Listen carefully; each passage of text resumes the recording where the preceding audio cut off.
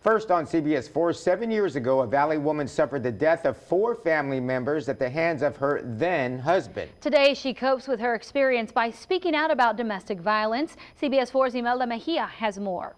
We suffered a very tragic incident in 2008. My mother and my children were murdered, and I was attacked and I was shot as well.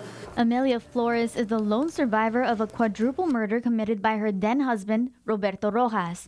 Rojas is now serving life in prison for multiple counts of capital murder for the deaths of Flores' 3 children, his mother-in-law, and the attempted murder of his estranged wife. After suffering years of depression, Flores was finally able to put a label on what happened to her: domestic violence, something she says was not easy for her to see.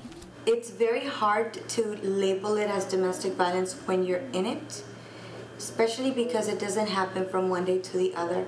It kind of happens over a long period of time, and it gets worse and worse throughout. Flores is not alone. In fact, the Texas Department of Safety documented 9,442 cases of family violence back in 2005 for Cameron and Hidalgo counties. The RGV Empowerment Zone says most of the victims they see don't know they have the rights. We have a lot of victims who are undocumented, so their biggest fear is getting deported.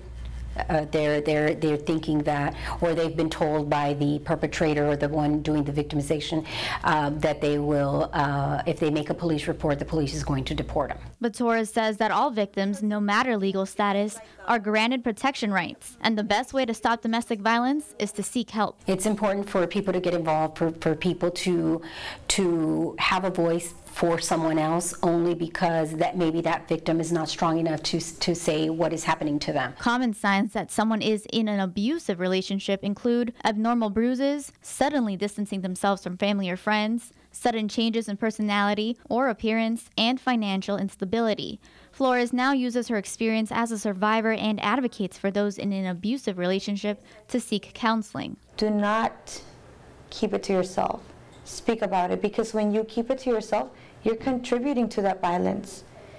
Silence hides violence. In Hidalgo County, Imelda Mejia, CBS 4 News and ValleyCentral.com. If you think you or anyone you know is experiencing domestic abuse, you can call the Domestic Abuse Hotline, 1-800-799-SAFE. And you can sound off on this story on our social media pages. Find us on Twitter at KGBT and on Facebook.com/CBS4RGV.